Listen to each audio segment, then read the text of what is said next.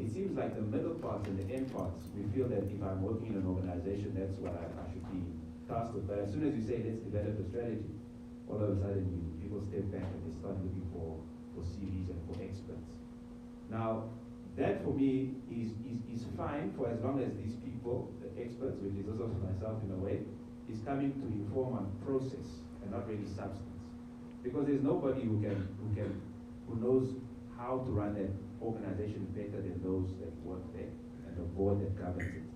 The others understand the process. You can bring me in a room, and if I don't need to know the subject matter, and I'll be able to guide you through the different processes of strategy development by my skills and my tools. But the function, the decision to take this organization this way or that way lies inherently in management, board, and now I'm discovering over the past 2-3 weeks, all staff, in fact.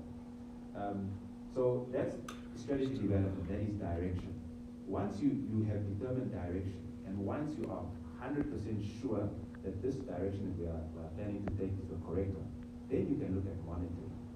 Strategy monitoring is basically the ability to, or the process of ensuring that what is on your strategic document is ingrained in your everyday work life. It is not healthy to have a long-term goal, long-term plan that does not appear in your everyday plan. Then something is a bit a mistake. I understand that some things don't require every day, so my analogy is a bit off, Let's say if I have the long-term plan which is my real plan, to add a bit of weight to the spring, I need to go to the gym. Now, I don't have to go to the gym every day, but I need to go to the gym every month. That's the input. Now, my ability to do that and factor that into my weekly schedule is extremely important, because now that I have my direction set and I've put that monitoring, where you are able then to better bring life into the strategy. If you divorce those two things, you will find a beautifully designed strategy that will be sitting right here under your newspapers and everything else. But in truth, you will only look at it at the quarterly reports or whenever you need to give feedback on it. But your everyday work does not change. A few days ago, I was just speaking just to a colleague about this, and it is so important that you cannot stop doing your day job, and I understand that when you have a strategic goal in mind. However, you have to factor in your strategic activities into your operational activities for it to be given life. For us, or let me say where I work, I'm fortunate that I have the support really of the board and my boss, where they have allowed us to have a monthly strategy exco. And a strategy exco every month. All the leadership has to sit down in a room like this, and they have to listen to me. And they have to put the strategy up in their face and say, where does this fit into what you've been doing the past week or so? The effect of that is it allows us to, if there's any misgivings, any problems, any delays, we will catch it within that month. We will find out that something is off within that month. We may not react yet, but we will already know. By month 2 and month 3, we know, okay, this is a problem. What do we do with it? The inability to monitor strategy, to monitor can be detrimental, even if your direction is perfect. Then we have strategy execution. So strategy execution, once you are able to monitor it, is your actual ticking off of these activities. This is where my learned colleagues' presentation will come in very handy, because that's where a good performance management system comes in. A strategy has to be, it's at this level, if I say altitude, but at some point it trickles down to every single person's performance agreements and outcomes, and they have to be enshrined together. We must understand why, when I call it everyday strategy, it is true that if we are 300 people in an organization, and the strategy was formulated by, let's say, 12 or 8 people in Exco, those 12 or 8 people are not the ones primarily who are executing the strategy. It's just a fact. It's even maths or logic. That strategy is trickled down, and on an everyday basis, it is executed by the other 290-something people. Often you find that these people, are not even aware of the strategy. And even if they are aware of it, it's something that's a bit far there. They still do their everyday work, But that strategy, what those guys are doing at board is there. We have to bring that much closer. And everything that I'm speaking of because I tried it, then I got it wrong, then maybe I got it right at some point. At the moment, we are busy doing a countrywide tour with my team, where we are doing exactly that. I work for the GIB here, and we are currently on the last page of our strategic plan. So our next 5 years is what we are busy crafting now. The first finding that we found in ourselves is that those at the regions, those who are, let's say, of administrative nature, that are just doing the operational work, were not so much appraised to what the strategic goals, values, and everything is.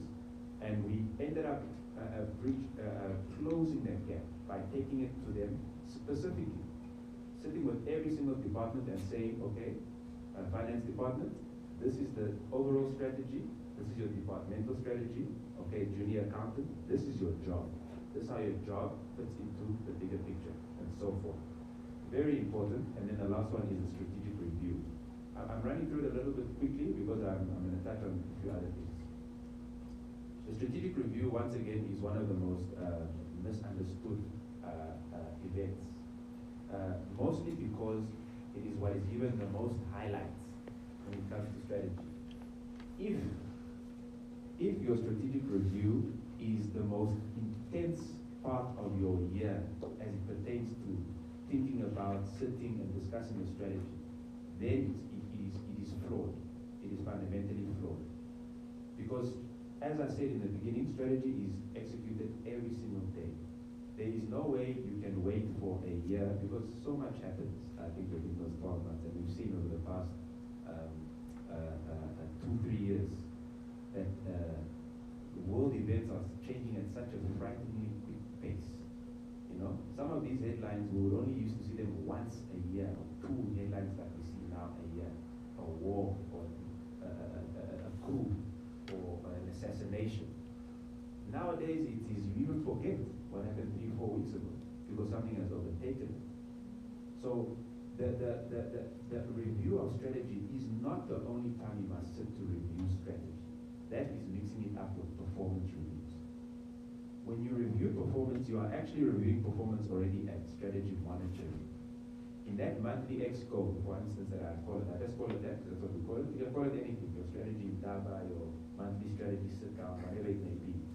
That is where you review performance on a monthly basis. When you go and you sit, you go away, and you say, we are now going for strategic retreat, that is not the time that the board is for the first time, or management is for the first time, hearing of strategic problems or challenges and finding solutions to them. Mostly because any big endeavor cannot be achieved in 2 days. You cannot formulate a strategy in 2 days. It is a collective process that takes the better part of the year, and it's actually continuous. So the second area around strategy review is that there is a big difference between strategy review and performance review. Performance review is when you account for your performance as you agreed, either in the performance agreement or in the strategy monitoring content. That is when you say, okay, you were supposed to pick 10 apples, you only picked 8, tell us why. And that's a performance review. A strategy review is not with that perspective. A strategy review goes deeper than that. It is revisiting the fundamental assumptions that even inform the decision to pick apples in the first place. You see the difference? There is, the approach makes a big difference because I see when I'm asked to perhaps facilitate a strategic review is that it becomes a performance review. And in essence, what we have is the CEO and the board talking and accounting for performance.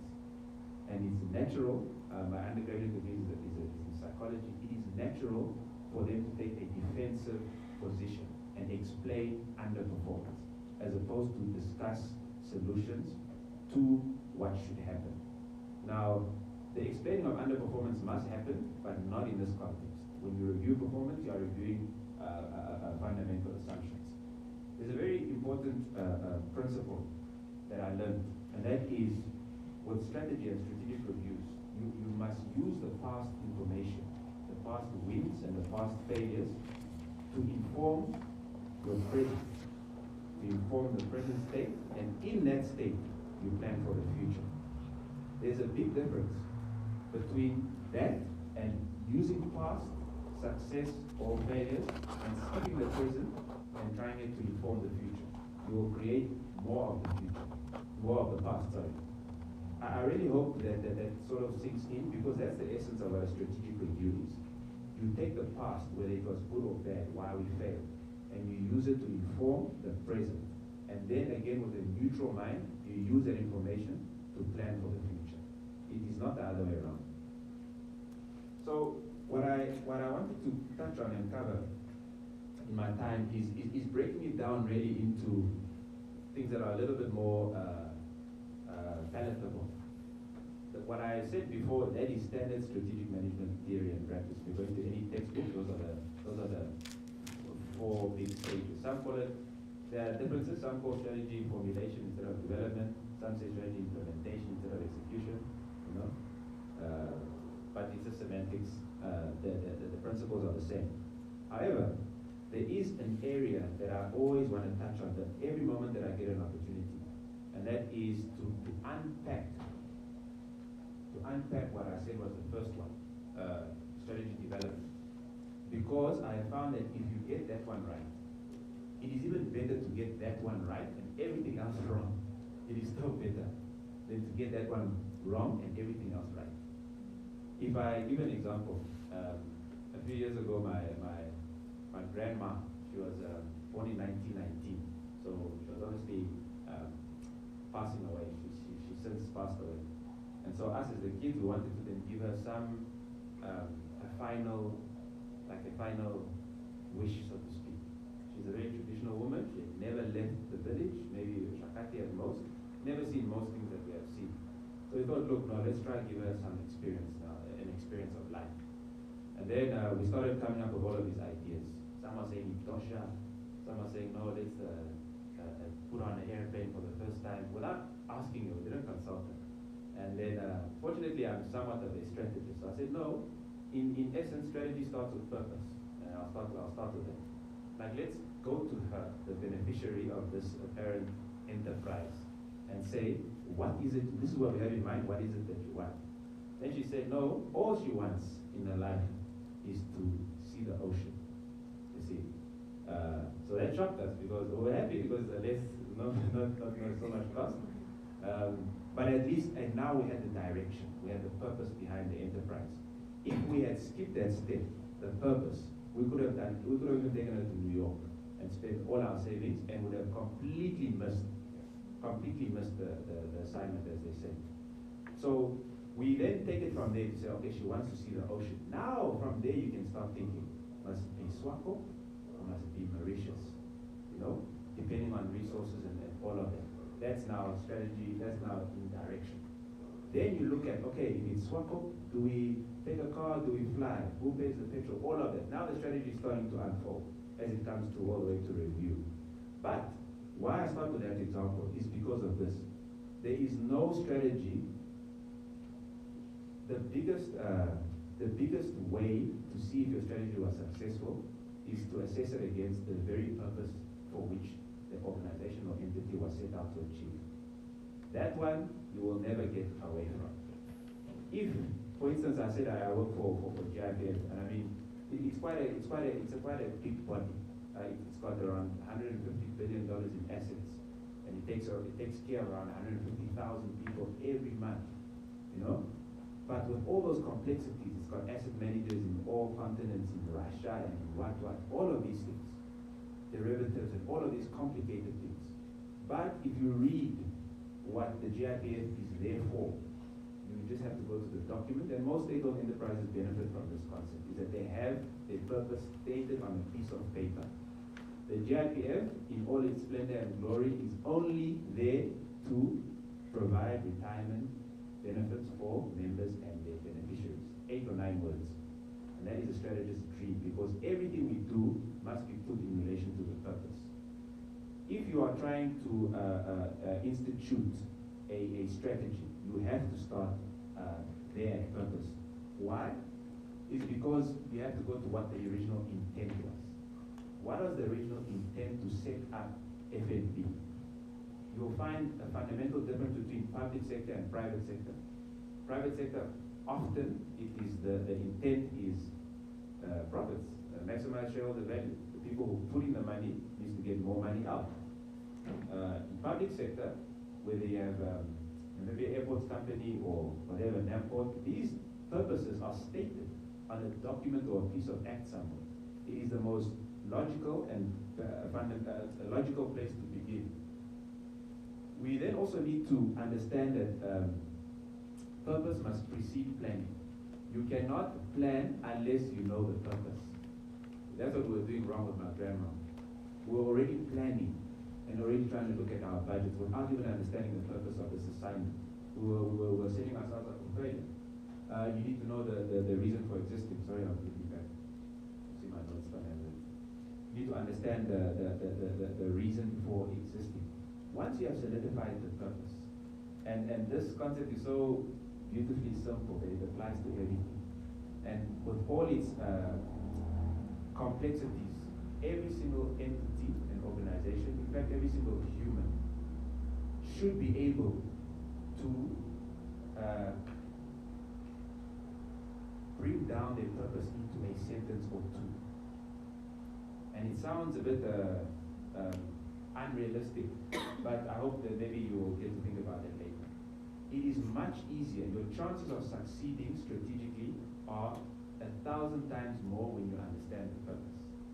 I've been married for 10 years now, so I've got a bit of experience. Now, my wife, when she is hungry, she will call me, and she knows I'm coming home. She doesn't want to cook. Then she'll just say, "I'm hungry." Okay. Now, as a good person, I ask her, "Oh, what is it that you want?" So those who are married always know that answer. What is it? Anything. Yeah. As a strategist, you must never be okay with a person who's telling you no intent or purpose. Where I have to ask her to say, what is it that you want? Maybe I start to narrow down. Do you want fish or do you want chicken? And then she starts with chicken. Oh, fish. Oh, okay. An ocean basket or not? I want this. Do you want the back of a wine? Yes. I have managed to narrow down the purpose so clearly that I will know exactly how long it will take me to achieve that goal. I know exactly how much it will cost. It's $189.99. How much it will cost for me to buy it, and when I can get it to her, and she will be happy. But if I had just taken it without understanding the purpose and saying, okay, let me get her something. I'll get her something I like, chicken wings or something. And I'll spend more time, more money, trying to achieve this plan without understanding the purpose, and at the end of the day, it will end in tears, as they say.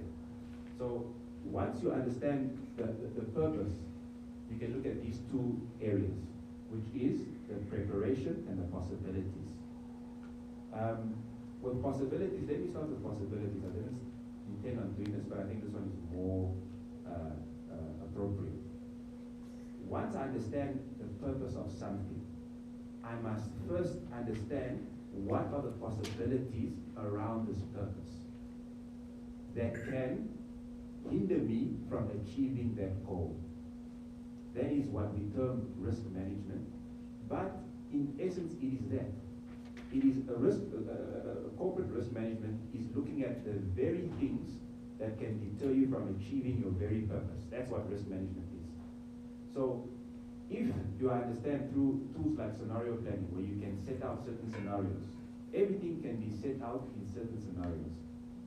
And they say that the future cannot be predicted, but I really beg to differ. The future can be predicted. Not with 100% certainty, but it can be predicted. Mostly because you can use probabilities, and secondly because we have control over it. So I can predict after this meeting that out of us 18 of us will get into a vehicle of some sort. Yeah, I predicted it. Not profit, but I predicted it. I know that after this. I'll predict that maybe most of us will go to a home, but now I'm not so sure. Tomorrow, I'll predict that most of us will go to work or school. Now I'm not feeling so sure. The more time goes away further from you, the more likelihood there is for change and for variance. But you are able to continuously predict what is going to happen next, the possibilities. Now, what a good strategy does, it tries to internalize those possibilities to make them lesser. If I wanted all of you guys to catch a flight with me tomorrow, and I'm not happy with the possibility that some of you might go out and not make it for the flight, then my strategy would be to control, and I'll book you all in a hotel and have transport arranged so that we can all get to the airport at the same time. You see, I can therefore then predict that 100% of us will be on the flight tomorrow because I've controlled certain possibilities within the process. This is to eliminate risk, things that can stop you from hindering your plan. In the same way, and I've linked them in a way, and I put them in dotted lines because they are a precursor to the last one, is the preparation. So once you have the purpose, you have to A, assess the possibilities of what can hinder that purpose from coming to pass, and B, you have to then make preparation, you have to prepare yourself for it. So when you hear of SWOT analysis and PESTEL analysis, here's where it comes into. You have to understand what's happening in your internal context and your external context. You can never also really get away from it. Similarly, you have to understand what's within your control and what's outside of your control. Organizations that have most of their resources within their control have a higher likelihood of strategic success. I have a higher likelihood of walking to the service station because it's in my control. I have the less likelihood of becoming president because it's not in my control. That's what you guys can decide.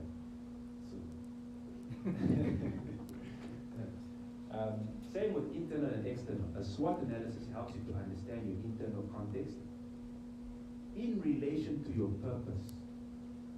I really can't stress that enough. That if you don't know the original intent, then you don't even know what to assess. Weakness against what? Strength in relation to what? You have to understand your internal context, which is what strengths, weaknesses, opportunities, and threats you have within yourself, let me say within your organization. And then you have to understand the external context, so what's happening in the world around you. We are finding that definitely, like I said, the world around us is changing at a frighteningly quick pace. And this is a lot of work for strategists, not work, but it's a new thing to consider, because your strategy has to be so flexible that it must be able to pivot at any big change in the internal or external environment. Last year, we like I said, we are an organization that has arms, or we touch every continent in the world. So something that happens in, like this thing is happening in Taiwan, it will, if it happens yesterday in Taiwan, it will affect me tomorrow at work. It will, because there'll be assets there or something of the sort. So the ability for a strategy to pivot is very important. Last year we have around 138 different strategic initiatives that we monitor. Now my time to share. The year before, when the first big lockdown, we had to pivot 114 of them. So we had 138 things that we planned to do in the beginning of the year. By the time we did our mid-year assessment, around 114 of them had to change in some way or another, either to change the target, or to change the goal, or to change the whole thing altogether. You know, it is very detrimental in a fast-changing external environment to hold on too tight to your plans, especially if they are outside of your control. If they are inside of your control, the question you ask is a fundamentally different question.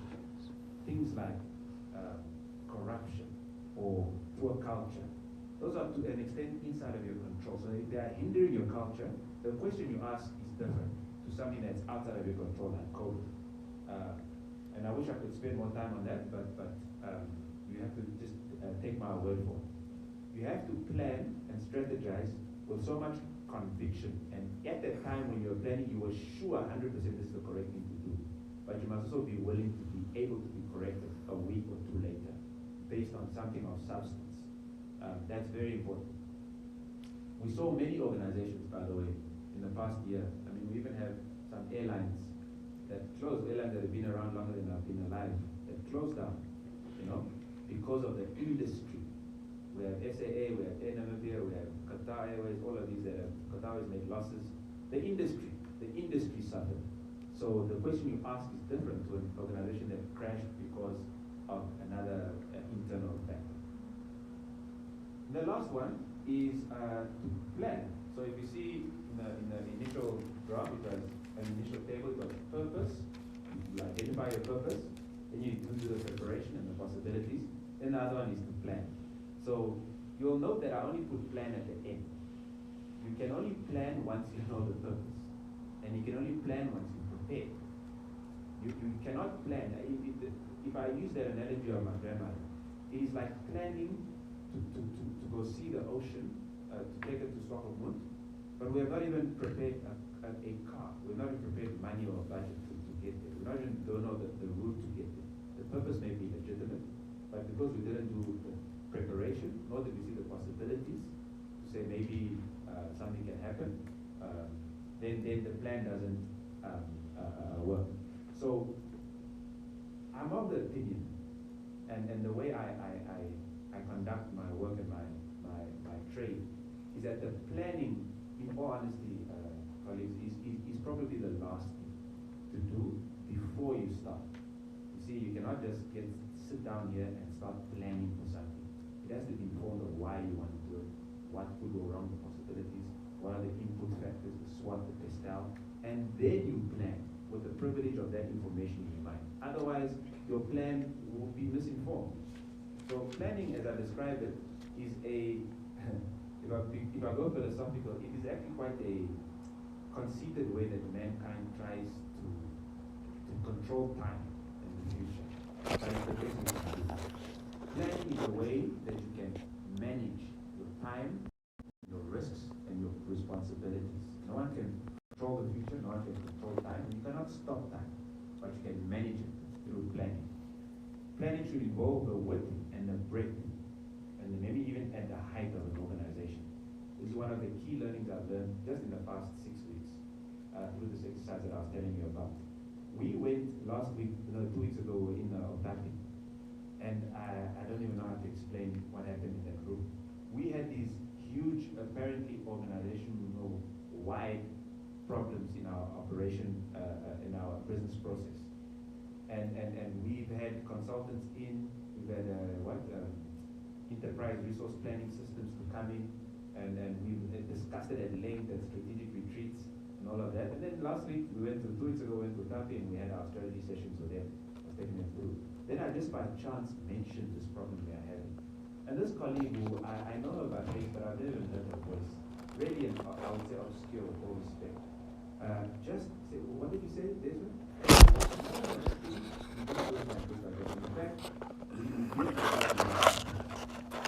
And I thought that solution is way too easy and too good to be true. In fact, I even dismissed it. I came back to Hindu, and then I started speaking to the head of the department, and I ran the idea past him. And then he started to think about it. Yesterday when we met, they started to put it into effect. And although it's very preliminary, and it's not set in a business process yet, we are seeing the fruits of this apparent strategic problem that came at a different level of the organization. When you plan, you have to involve the width, meaning all across, and the height from top to bottom. And the thing is, you have to give them a platform. Because unfortunately, the way bureaucracy is set up, it gives more time around the table to those at the top, which in my view, once again, is fundamentally flawed for certain purposes, especially when it comes to brainstorming solutions and such. For governance, yes, 100% for it. And then the last one is to be able to adjust and pivot in an ongoing fashion. But unfortunately, this one I touched on at length, where I said that a plan, as it's approved, must be able to be changed just the very next day. The CEO or the team must be empowered to take certain changes within a certain turnaround time. If you look very carefully, and I'll just end with this, at some of our, if you look carefully at, for instance, Telecom and MTC, which are really, they're not mirror organizations by any means, but they play in the same space. They did have similarities at their origin, now they are changing. But you must ask yourself, why is it one is able to we hear of Christine Boma doing something this week, and next week they have maybe a product called Boma or something. Why are they able to turn around these things at such a quick pace? And you see, this is not about skill or intellect. It's actually around governance structures, delegations of authorities, platforms for people to meet and empowered to make and take certain decisions. In certain areas, especially in state-owned enterprise areas, which I understand from the governance side, you have to sometimes make submission all the way up to the minister to change a fundamental part of your strategic plan. No, but then your private sector counterparts are gone. It's way too late. So your ability to pivot quickly.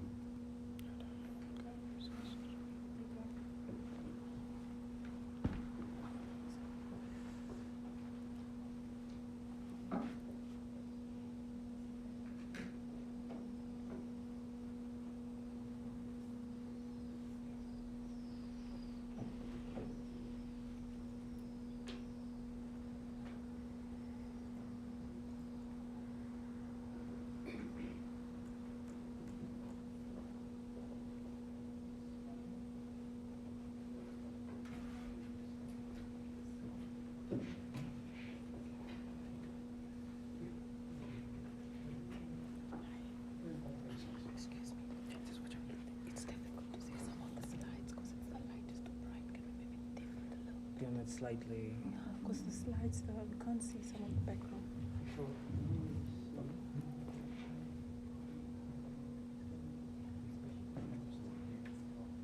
The promises we make to our clients, the objectives, etc.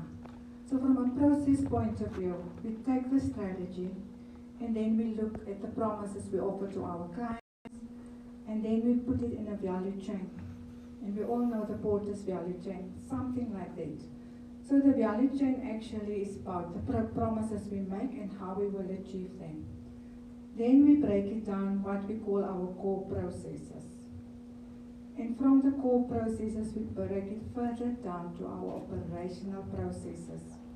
And that, I believe, as a process specialist, is how we execute our strategy via our business processes. And I will get to that within a short while. Then after that, we have to take our processes, allocate KPIs to them, and then we have to measure it. And that is where the performance management comes in. So I really hope that you can see that golden thread. We start off with strategy, then we actually use our business processes to execute our strategy, and then we have performance management actually to manage our performance. That being said, I want to start off with two questions. Are we evolving our ability to manage and improve our business processes? The second one, is there a way to know if we are getting better at discovering, modeling, measuring, and improving our business processes? And the answer is a resounding yes, there is.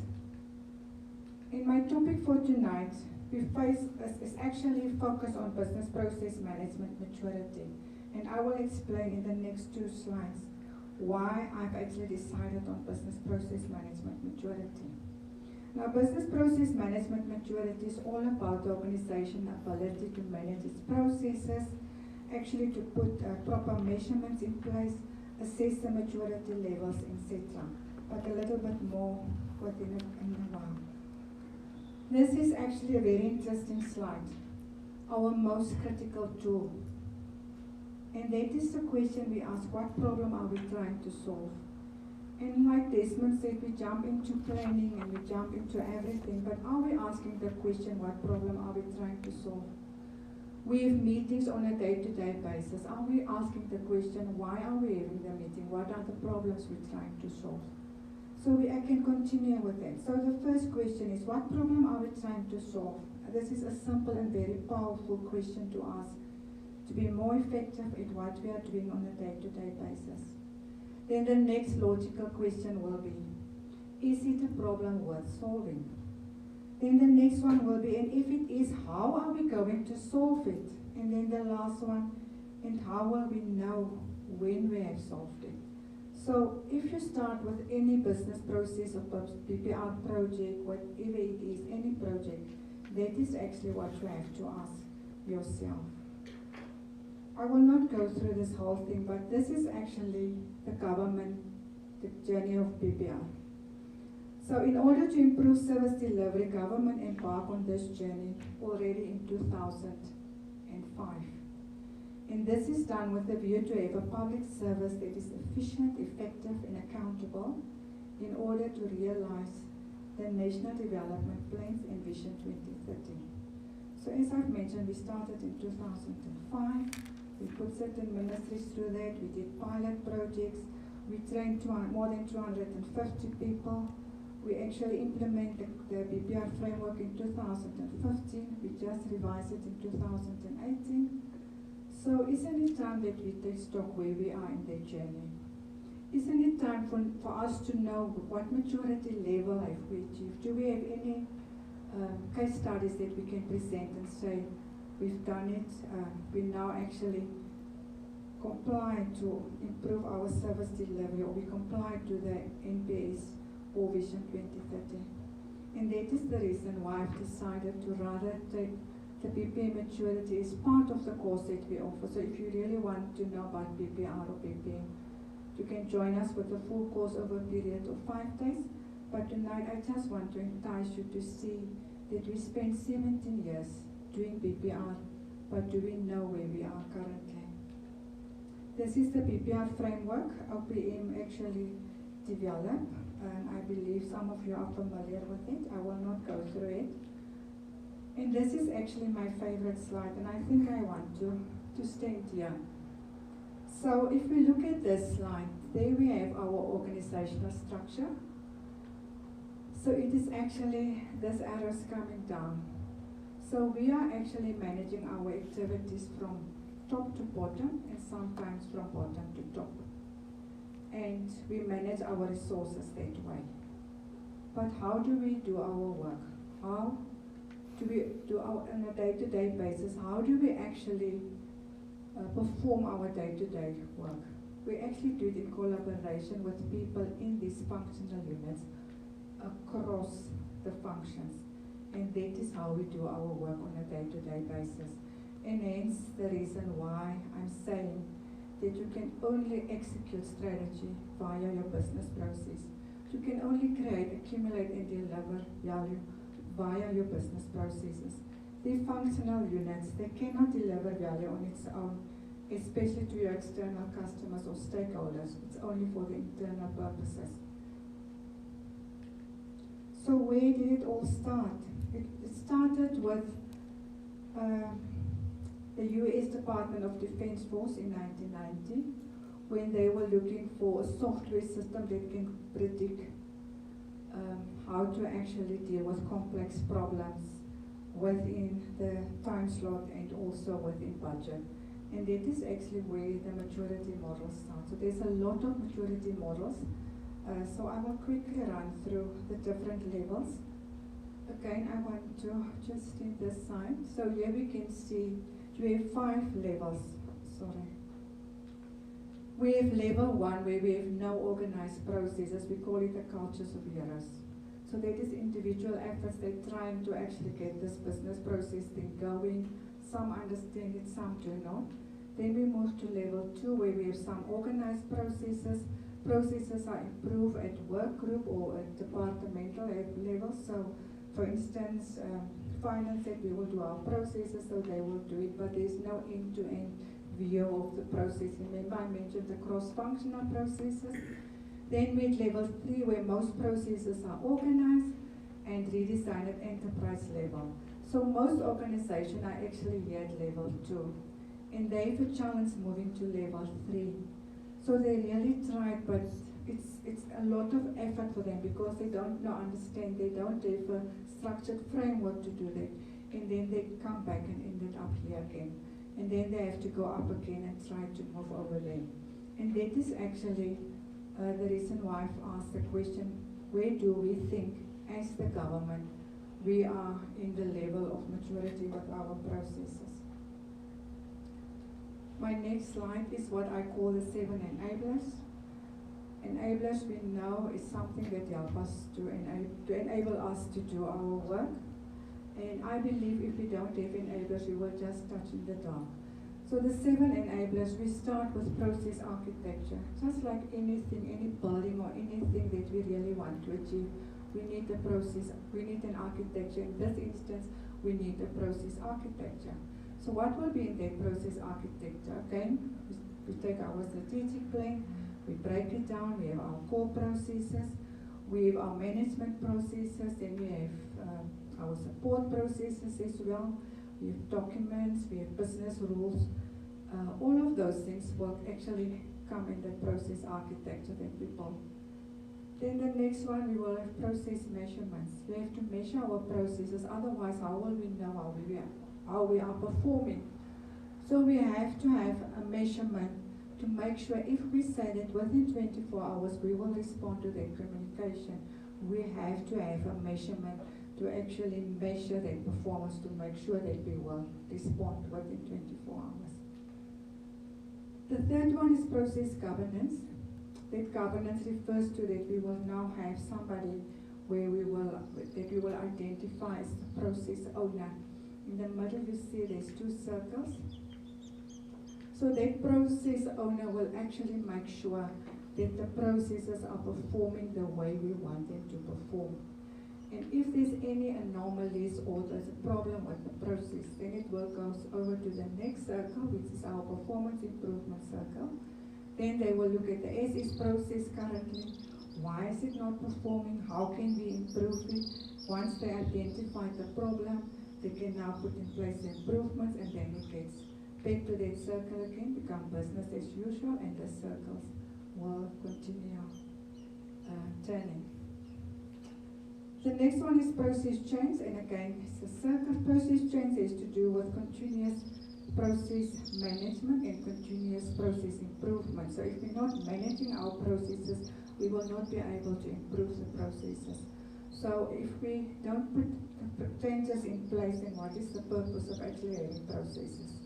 So that is where the process change comes in. The next one is process mindset, and we know that is the most difficult thing to change. So the process mindset is really to get everybody understand what his or her role is in the execution of the process. And remember what I said, processes is actually the way how you execute your strategy. So I have to understand in doing what I'm doing on a day-to-day basis, I'm busy executing part of the overall strategy. So the strategy should not be a pie in the sky. It should be something that I live with, and that is how we have to change the mindsets of people, that they will understand why they are doing what they are doing is actually to deliver on our strategic intent. Then process capability is really to make sure that we build a process culture within the organization. We train the people where they need training. We provide the necessary tools. We have internal process conferences. We have groups in the business that will actually come together on a weekly basis, discussing the issues they have in their business units with regard to processes. So we really build that capability. Then process support is really that we should look at how we can assist the whole organization, and so that we can build that process culture. So that is actually in a nutshell what all these enablers are all about. So the next slide is now how will we improve now? We now did the business process re-engineering, we did some processes, irrespective of where we are. Now we have to look at how can we improve it. So we now have to do assessment of all our processes. So you can see the assessment, we will do it by focusing on all the 7 enablers, and those are the levels. So for instance, you do now assessment, and you will see on the process architecture, we 1.5 out of 5, and process support, we 3 out of 5. And then we have to now decide, okay, what will we do over the next 12 months? How will we improve these levels? So we actually put together a roadmap, and then we determine activities to take us to the next level where we want to be. And this is not just an example. So if we look at that, so for instance, under Process architecture, we don't have a process architecture in place, and we will be at the lower level, but we have something in place, so that's why we're at 1.5. But we want to be at level 3, and then again at process support we want to be at level 4, or whatever the case may be. So that is actually now how we do the assessment, and to achieve real success and really to become a process-centric organization, we have to look at all 7 enablers. Because if we only do process architecture and we don't measure our processes, we don't have governance in place, we don't make the changes and all of that, then again it defeats the whole purpose of moving towards a process-centric organization. So the next slide is how do you report now on BPM maturity? So here you can see, this is an example. Again, we have the 7 enablers there. Then normally what we do an online survey based on business processes for the whole group or our employees, so that we understand whether they understand what business processes are and also their role within the process. Then what we also do, we now actually have now the assessment for the first year, then we do the next one. So you can see, we can actually see our progress. If we look here in 2016, where we were and so forth up to where we are currently. And then also we have the spider graph, where we also put the day and where we want to be based on the different enablers.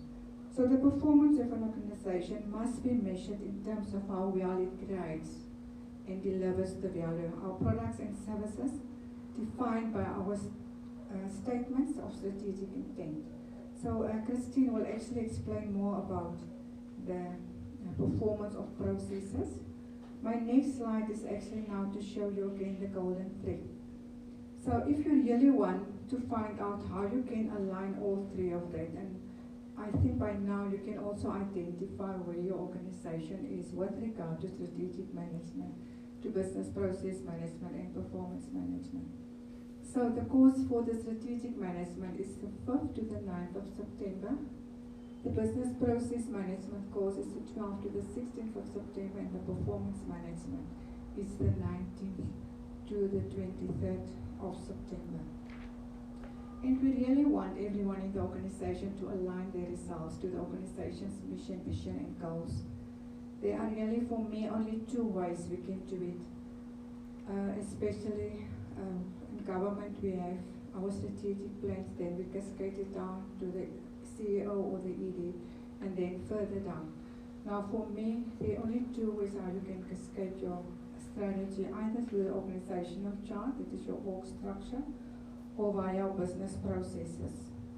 And in order for me to do it a business process way, is actually then to make sure that everyone in the organization performance are based on business processes. Currently, some of the organizations are experiencing the challenge to do the management performance reviews or assessment based on your performance agreement, and then the lower levels you use the job description to measure their performance. So there's a misalignment between them. So that's the reason why we think that if you do it a process way, everybody in the organization will know what they should do in line with the strategy, and then we will also have that cascading down, but we also can take from the lower level up to the strategy. And that is what we want to achieve with strategy management, business processes, and performance management. And then my last slide is, if you can't describe what you are doing as a process, you don't know what you are doing. So just think about it. If you can't describe what you are doing as a process, you don't know what you are doing. Ladies and gentlemen, I think I'm within my time. So if you really want to know more about business process management, join us for the course. Thank you. We have a question. May I ask you to go back to your third last slide? Yes, that one. Yes, that one.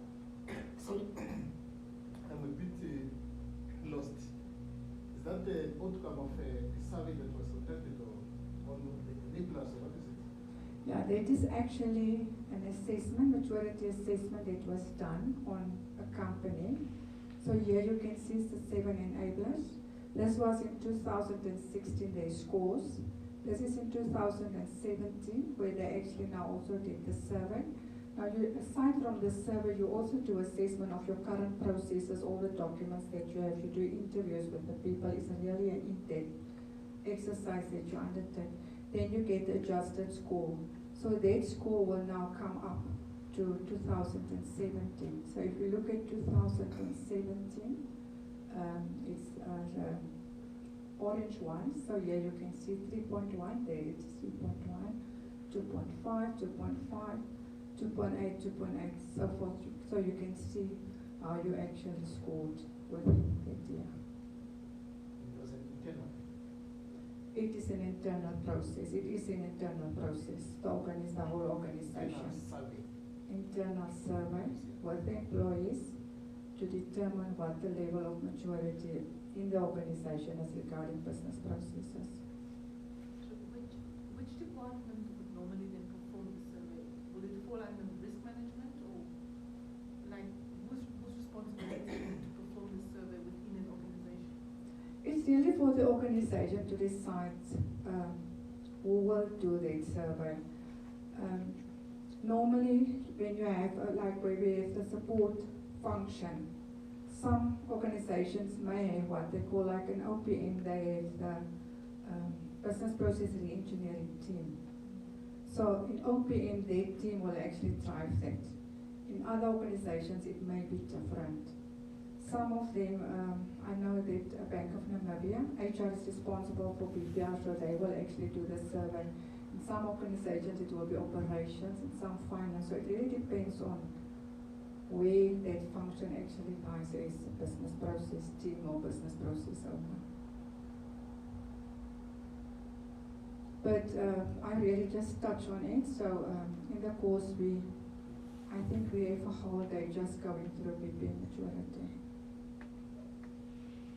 Any other questions? Thank you very much.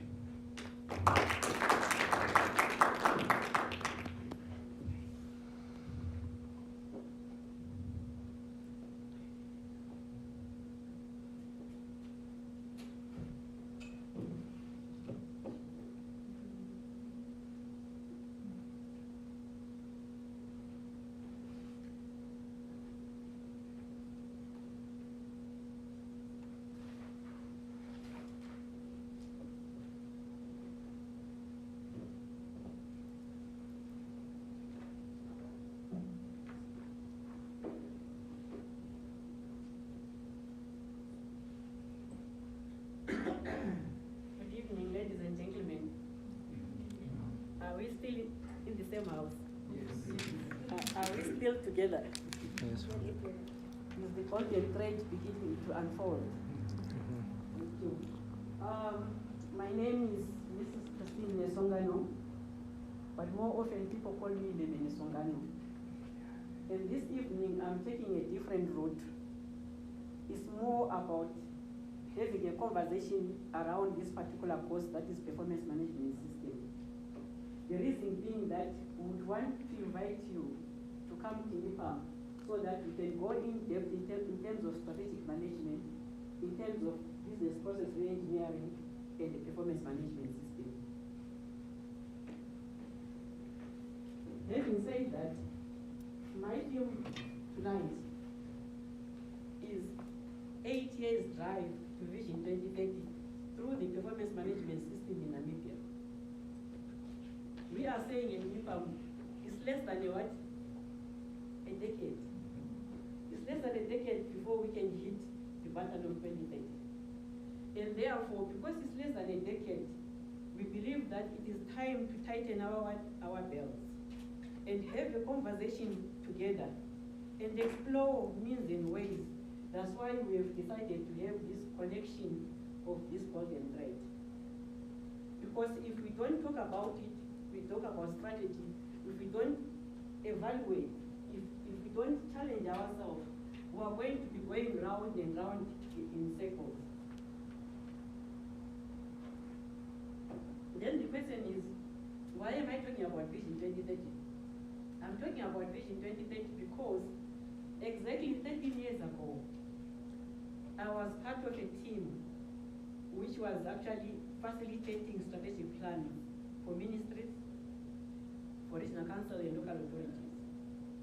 One thing which we're finding out is that each time we went from one organization to the other, and we said we are supposed to formulate our strategic plans, all these particular strategic plans must be aligned to Vision 2030 or national development plans. And the first question will be, what does Vision 2030 say? Everybody else will look under the table. And maybe tonight, may I find out from the team here, what does Vision 2030 say? What does the statement say? What are some of the key elements of the statement? So much that when we press the button of performance management, when we begin to talk about processes and making ourselves efficient, why are we doing so? Anyone who can share one piece of the statement? Yes. I think one would repeat what Desmond was saying. Yes. It's a strategic document that provides a direction Yes. of what we want to be. It's the purpose of being an industrialized country by Yes. 2030. Through those various expansion of various sectors in the economy. So it's basically a strategic plan that tries to take us to 2030, or being that will be an industrialized country by then. Did we hear it all? Thank you so much. So therefore, if that is true, it means each one of us sitting around here, they've got an obligation to ask ourselves, are we performing? If we are performing, how well are we performing? Are we pressing the right, are we having the right processes? More often now than not, you will find out if you visit every organization, there is a beautiful strategy. There is a beautiful strategy with nice photos. But if you go back to what Desmond said, more often it is known by the top management. It is understood, but just let it trickle down, the person becomes very different. And therefore, it was against that background that I then found myself seeking from National Planning Commission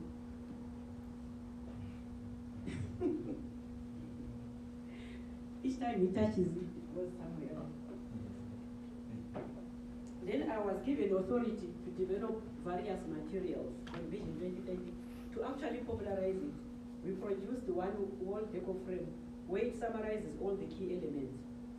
We produced a Vision 2030 game, which is somewhere there on that particular table, so that when you are playing it, it reminds you that which you are supposed to do. We produced a CD and a video. But if you come, we can then talk more about it in NIPAM. Then the question is, now, if that is true, if A is less than a decade, NIPAM has taken it upon itself to pursue a performance management system to greater heights, to invite whether regional councils, whether it is local authorities, whether it is ministries, whether it is SOEs, so that we begin to engage at a different level.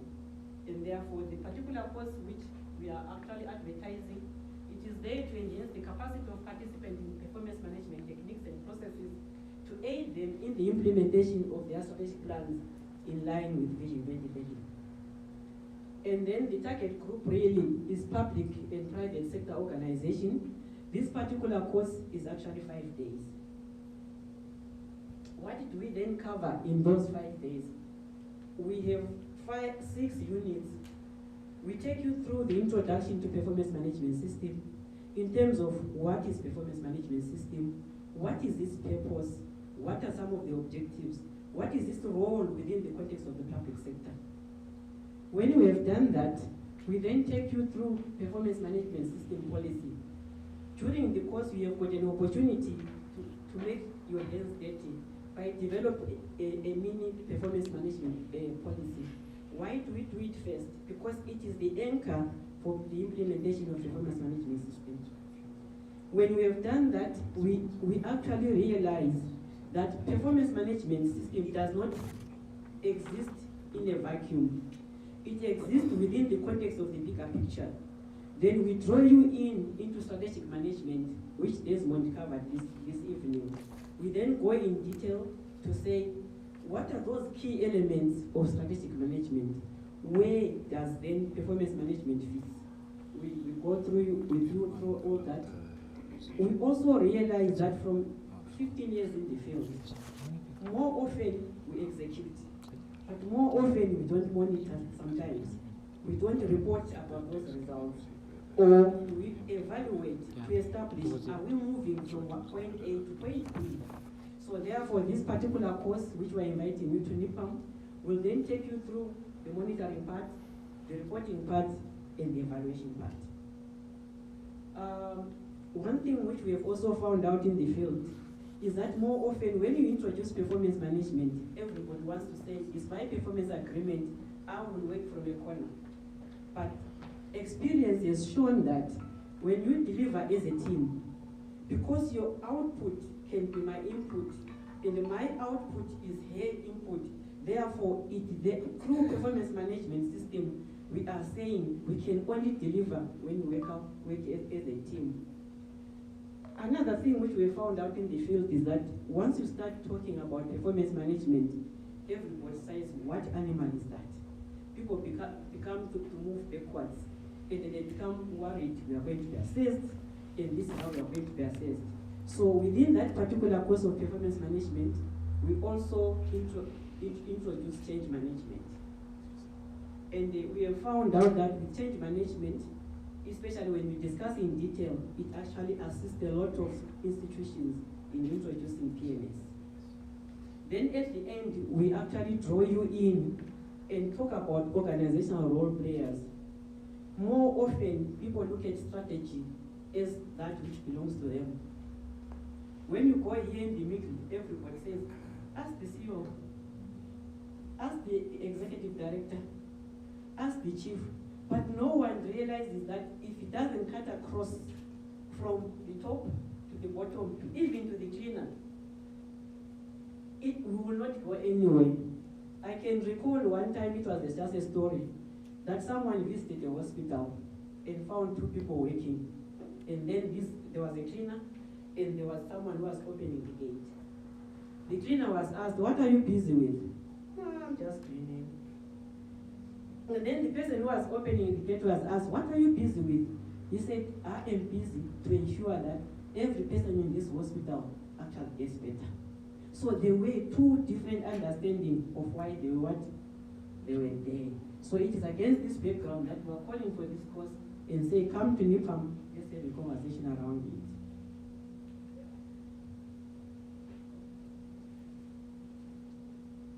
it. Having said that, just a few competencies if you come and attend this particular course. We are saying that you will be able to demonstrate understanding of the performance management system as an execution tool of the strategy. You will be able to explain the PMS policy as an anchor of strategy execution and PME implementation.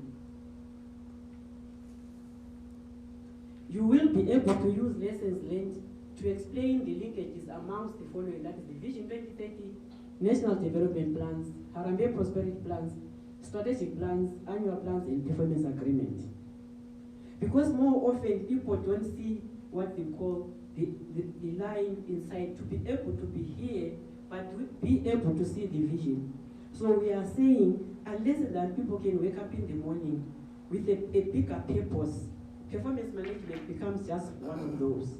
So therefore, we are going to infuse, talk about performance management, talk about strategic plans, talk about vision, in order to energize the nation within these 8 years which are left. We are also saying that one of the competencies is that you will be able to apply tools and techniques learned on monitoring, reporting, and evaluating organizational and individual performance. And then you will also be able to demonstrate understanding of the role of change management in introducing your performance management system. And they were saying, last but not least, you will be able to use lessons learned from the PMS course to drive and deliver excellent services to your clients in line with your strategic plans and national agendas. We are continuously calling you to come to NIPAM. Let's have a conversation.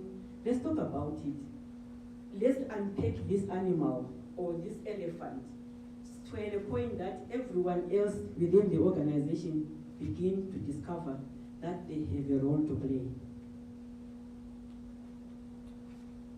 What is unique about this particular course is that all the 6 units are supported by practical exercises. What we now normally do at NIPAM is that when you are coming for performance management, we ask you to bring your strategic plan. We ask you to bring your annual plan so that when you actually go back, you will have been able to complete a performance agreement using your own information. Because more often when the courses were being facilitated, it will be like a case study. But we are saying, no, let us not just use any ordinary information. Bring your own strategic plan, bring your own annual plan, and let us use it as a basis to assist you to complete your performance agreement. As I come to the end of this session in terms of discussing performance management as a course here, NIPAM invites you to actually join them on the 8-year drive to Vision 2030 through through national development plans, which are fast-tracked by Harambee Prosperity Plan, but anchored on performance management system. We are saying that performance management system, it is that button, when you begin to press it, it then operationalizes what Desmond was saying. But when you want to be more efficient, it then picks on what Hanelu was saying, that our processes must be very efficient. And therefore, if we do so, we see ourselves, even within these 8 years, getting to Vision 2030.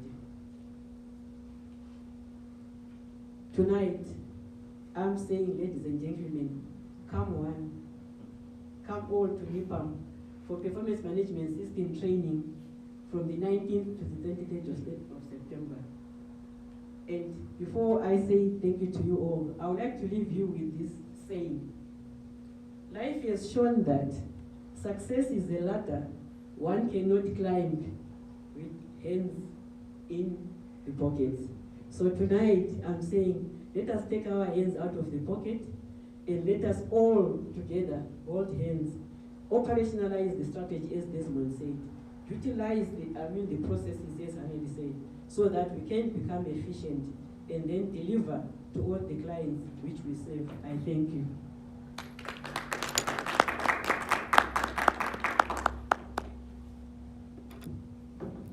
This is the course which we are calling you.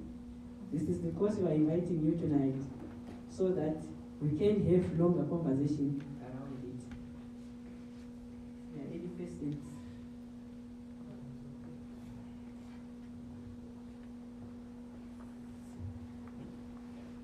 Yes.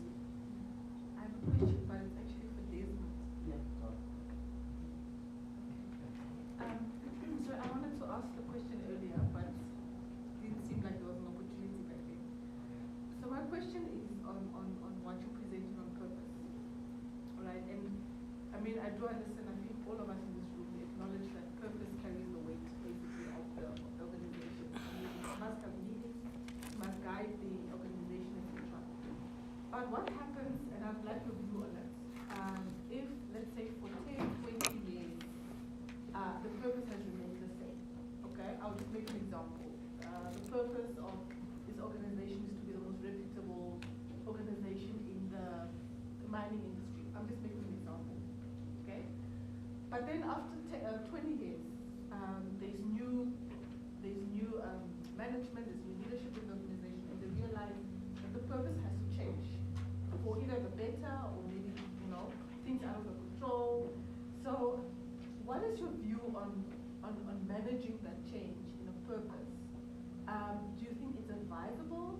Has it been practiced a lot? And how would one go about it? Because I believe it changes a lot in terms of managing the stakeholder expectations of that organization, etc. So I just want your view on that. No, thanks a lot. Your name? Fanny. Fanny, okay. Thanks, Fanny. Yes, it's highly advisable. In fact, it shouldn't be any other way. So, purpose can change similarly intrinsically or extrinsically. It depends now, is there an external factor that renders the purpose now null and void or obsolete, or if it's an internal change in purpose. That would be the first thing I would go to determine what the response should be. In my short experience, I have seen it. In fact, I go to there first when I consult, is to I ask them to, let's reaffirm whether the purpose that we set out is still what it is. And ordinarily what I find is people confuse the purpose and perhaps the mission or the vision or something of the sort. For instance, if I just respectfully take an example, to be the most reputable, that's much more of a mission/vision. But the purpose of the mining company would be to mine diamonds safely and sustainably, whatever the case may be. That's the purpose. So the reputable part, definitely that can change depending on what the vision wants to be later. But the purpose is a different conversation. So in that example, if I take a mining company with a purpose like that, if, for instance, the diamond trading is now rendered obsolete by blood diamonds or whatever, yes, then the conversation must be had, is whether is this entity, is the purpose of it still what it should be? And once you can speak to that, then definitely everything from there follows suit. So I've also found that it is probably the hardest conversations to have, because often you're dealing with, unless you're dealing with the owner of the business, you're often dealing with the agents, managers, CEOs and such, who in essence didn't really determine the purpose of it, if you get what I mean. So the average CEO or executive or employee is not the founder of the business, the institute, the purpose. So in some sense, they don't really have even the luxury to question the purpose of it. So once you can get there and in a respectful manner, reaffirm whether the purpose is still solid, it's still what it should be, then everything flows much better from there. A few weeks ago, I was working on a reputable mining company that has a foundation. Now this mining company is closing, and the foundation was basically set up to channel some of the profits of this mining company to social projects. Now, when they got me in the room and we started working on it, I started, doing the strategic plan. Then I started to ask them, to say, but hold on, if the mother body, if the holding company, the mother body from which you draw your income is closing down, and we are now on this set as a foundation, planning for 10 and 15 years in the future, should we not first go back and look at the very purpose of the foundation? Can it even exist outside of this mother body? And once we were able to answer that, the strategic plan changed.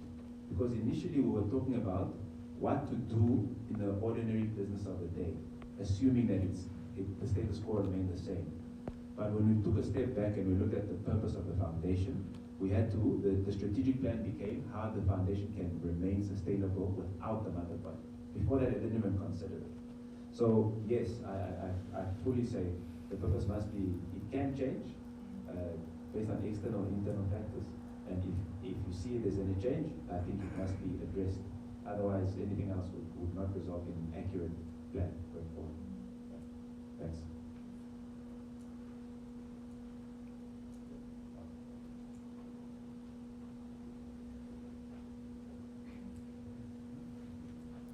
Thank you.